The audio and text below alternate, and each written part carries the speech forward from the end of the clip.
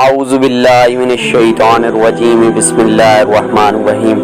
جی تو ویورز، میں آپ کا ہوسٹ مہران علی آج آپ کے لیے لے کر آیا ہوں جاوید چودھری صاحب کے column. Subscribe to our channel by clicking the subscribe button. Click the bell button and enjoy the latest uploads from our channel. مولوی ڈوسیس دنیا میں انتہائی کم لیکن خوفناک بیماری ہے۔ اس میں جسم میں پروٹین جمع ہو جاتی ہے اور یہ جسم کے مختلف اعضاء کو تباہ کرتی چلی جاتی ہے۔ علاج ابھی تک دریافت نہیں ہوا۔ امریکہ میں ٹرائل بیسس پر چند انجیکشن بنے ہیں۔ یہ ریڑھ کی ہڈی کے سرے پر بون میرو میں لگوانے پڑتے ہیں اور یہ ایک انتہائی تکلیف دہ عمل ہوتا ہے۔ جنرل پرویز مشرف اس بیماری میں مبتلا ہیں اور یہ تکلیف اور اذیت سے گزر رہے ہیں۔ یہ اچھے انسان تھے یا برے، یہ فیصلہ اب اللہ تعالیٰ اور وقت کرے گا، لیکن جہاں تک ان کی بیماری کا تعلق ہے تو ہمیں اللہ تعالیٰ سے رحم کی بھیک مانگنی چاہیے۔ اللہ دشمن کو بھی بیماری سے بچائے۔ جنرل صاحب دبئی میں زیر علاج ہیں۔ Army chief general Qamar Javed Bajwa نے 25 جون کو اپنی اہلیہ اور ڈاکٹروں کی ٹیم کے ساتھ دبئی میں جنرل پرویز مشرف کی عیادت کی اور انہیں پاکستان آنے کی دعوت دی، لیکن فیملی نے معذرت کر لی۔ ان کا کہنا تھا پاکستان میں علاج کی سہولت موجود نہیں، لہٰذا انہیں اسلام آباد لے جانا ان کی زندگی کے لیے خطرناک ہوگا۔ جنرل باجوہ کی میڈیکل ٹیم نے فیملی سے اتفاق کیا اور یوں جنرل پرویز مشرف کی واپسی ملتوی ہو گئی۔ یہ واقعہ ہماری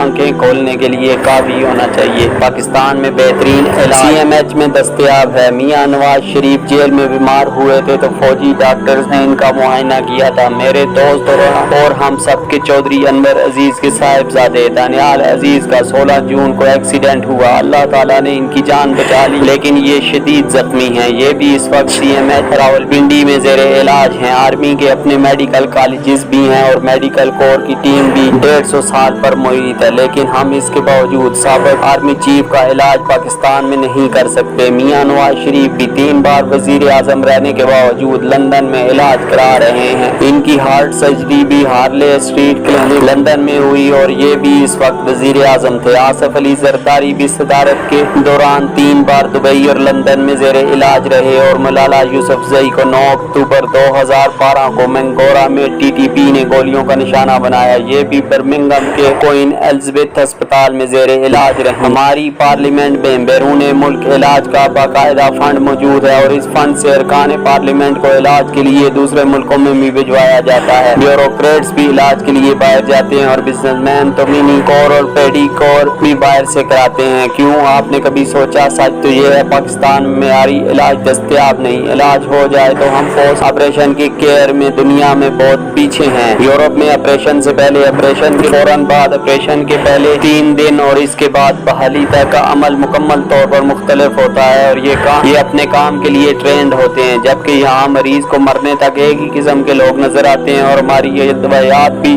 یورپی سٹینڈرڈ سے بہت پست ہیں۔ ہماری کسی فارماسیوٹیکل کمپنی کی کوئی دوا مغربی دنیا میں نہیں بکتی، رہی سے ہی کثر میڈیکل اسٹور پوری کر دیتے ہیں۔ یہ ادویات کو دھوپ اور گرمی میں رکھ کر انہیں دوا نہیں رہنے دیتے، لہٰذا ملک کے زیادہ تر مقتدر لوگ ادویات بھی دوسرے ملکوں سے منگواتے ہیں اور آپریشن اور طبی مشورے بھی مغربی ڈاکٹر سے کرتے ہیں۔ جسٹس رانا بھگوان داس میرے مہربان تھے، یہ اپنے لیے ڈسپرین باہر سے منگواتے تھے۔ میں انہیں کہتا تھا پاکستان میں ڈسپرین کے ہزاروں برانڈز ہیں، آپ یہاں سے کیوں نہیں خریدتے؟ ان کا جواب ہوتا تھا میں جلدی نہیں مرنا چاہتا، وہ ریٹائرمنٹ کے بعد بیٹے کے پاس امریکہ میں شفٹ ہونا چاہتے۔ ان کا کہنا تھا پاکستان میں اولڈ ایج بیماری کا علاج موجود نہیں اور آپ اگر بیمار ہو جائیں تو یہ ظالم آپ کو بے ہوش کر کے چیر پھاڑ دیتے ہیں۔ ملک کے زیادہ تر سیاستدانوں اور بیوروکریٹس نے بھی صرف میڈیکل کیئر کے لیے مغربی ملکوں کی شہریت لے رکھی ہے اور یہ وہ حقیقت ہے جس سے ہم آنکھ نہیں چرا سکتے۔ کیا ہم اپنے طبی شعبے کو امپروو نہیں کر سکتے؟ ہم 100% کر سکتے ہیں۔ دبئی سے امریکہ تک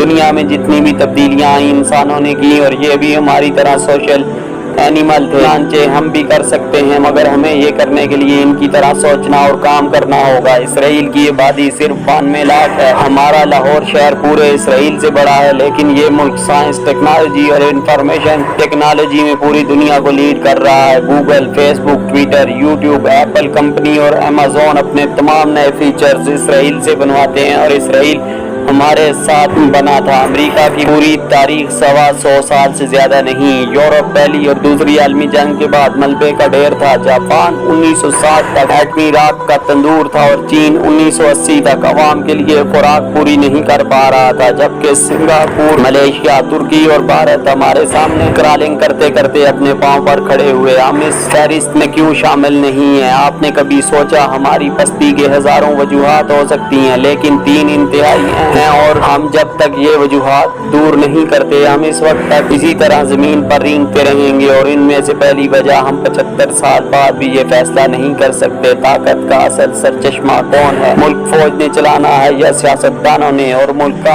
आईनी और कानूनी ढांचा क्या होना चाहिए। मेरी रियासत से दरख्वास्त है, आप एक ही बार ये फैसला कर रहे हैं। रियासती ताकत अगर फौज के पास होनी चाहिए तो फिर तमाम इख्तियारात फौज को दे दें और 25 साल तक इनसे किसी किस्म का हिसाब ना मांगे। और अगर मुल्क सियासतदानों ने चलाना है तो फिर फेयर एंड फ्री इलेक्शन का एक मजबूत सिस्टम बना दें।